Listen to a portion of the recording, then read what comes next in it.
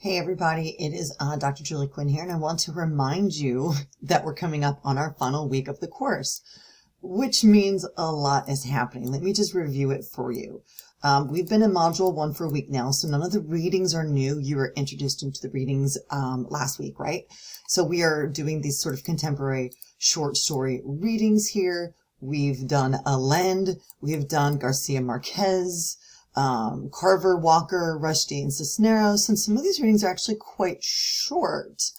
The contemporary readings have a significant sort of shift in content, style, and purpose that I hope you're enjoying. I know that those shifts can sort of be seismic, so if you have any questions about how these texts are different than the sort of mid-century readings that we were looking at before, all you have to do is reach out and let me know.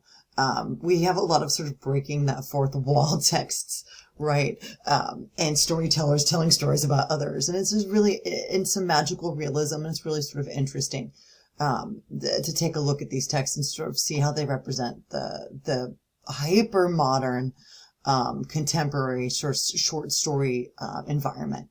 Okay. So you've been knocking these out. Make sure you finish them. All right. That's important. Now, the 5-3 discussion is one that you were finishing in week 7. So, by, Sunday night of week 7, which if you're watching this video is July 3rd, you're going to want to make sure you respond to classmates to knock that out. So what you have left are your 5-4 discussion this week coming up. I would knock this out early. I would also knock out the quiz early. You can always give feedback early. You don't have to wait until Sunday. If you have classmates that are already in there posting, give feedback and wash your hands of it. This is the course and self-evaluation. You get a chance to talk about the text that stood out to you. And I'm looking for chunky, nicely detailed opportunities for discussion and engagement. These quizzes should be fairly pain-free. Remember, they're open reading. You have your 5-6 project, the contemporary short story project. And, you know, like we've done before, you've got some options in here with different texts, the text that stood out to you.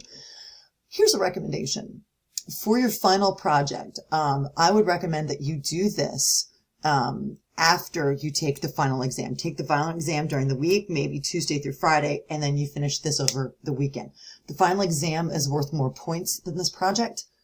Prioritize it. Okay. I will have a separate video that gives you sort of helpful hints for the final exam that you could probably take. You could take it, I think, at any point, even though tomorrow is the 4th of July. But I would take it because I think doing the final exam and having that tested opportunity to answer those questions could help you prepare your final project.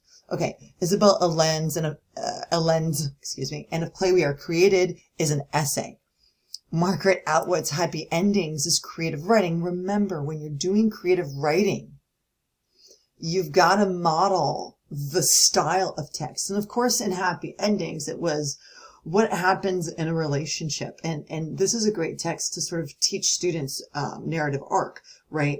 And that most stories tend to have where the interesting elements of a story is in its conflict, right? So in Happy Endings, you've got a couple, and in, option A or version A, they get married, they meet early, they get married, they live happily ever after, they die, and it's over. But there's no climax, there's no crux, there's no building of tension there. It's not much of a story, and also doesn't really reflect real life. And then Margaret Atwood starts to get a little bit cynical. And so it's a great story that shows it reflects the times, right? And what's possibly going to happen, and talks a lot about human nature. That's a hard one to do. If you're a creative writing student, sure, you can tackle it. If you're not, I would avoid this one because I think it's conceptually complex. Now, you've got another creative writing option, and that's Raymond Carver's Cathedral. The story includes one seeing character trying to describe a cathedral to a blind character. Choose a challenging image to describe and write out how you would show it to Robert. So imagine you're sitting in the room with them and you're having a conversation about something challenging, right? Something unique. Do not use visual descriptions, as Robert has been blind since birth. Most of the descriptions, colors, and sizes won't be comprehensible. So your ideas, you're modeling the way that that conversation happened, and you're using that to create your own additional discussion. With Cisneros' barbecue, consider gender toys. Choose or try a game that you played as a child and analyze what that game suggests about gender roles and definitions. Write an essay about children's toys and whether or not the toys we give to children set their gender roles for the future. So think about that. I mean, there's other things happening in barbecue. There's a lot of discussion about class and about economic hardship. But this essay asks you to focus on toys and gendering. Another option is Marquez is a very old man with enormous wings. Brainstorm a list of, and this is a presentation. So you have 2 essays, 2 creatives, and a presentation. Brainstorm a list of stories you have heard or read that contain magical or fantastic elements, fantasies, folk tales, fairy tales. Create a presentation with examples of 10 fantasy stories, including images of those stories. List the characters and explain the plot. And explain, don't just list. This is where most of the value of the assignment points will go. Explain how fantasy stories are different from realistic stories. Do researchers approach or understand fantasy stories differently? And how is Marquez's story similar or different to other fantasy stories?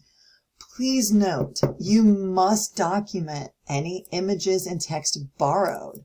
I would create an MLA in-text citation and place it below every image in those slides. Remember, when you're doing PowerPoint, MLA formatting is the citation of illustrations on the slides and creating a works cited at the end. Okay, so let me actually backtrack. After I've gone through all of this, maybe doing this project and creating it in draft would help you for the final exam. So what if you just started to build it because the writing of the project is helping you study, right? And maybe, possibly, you choose a text that isn't the one you understood the best, but one you want to understand more. So maybe if you struggled with Cathedral, or if you struggled with Happy Endings, you start to build your project, but don't submit it yet. Maybe submit it Saturday or Sunday. But you start working on it because that work that you do on it is helping you study for your final exam. All right. So as ever, I'm available for conferences and for Zoom meetings. All you have to do is reach out and let me know. I'd love to sort of hear your thoughts on some of these texts. And I'll be engaging with everyone in the discussion this week. I look forward to hearing from you. And I wish you a very productive final week in the super fast literature class. Talk to you soon.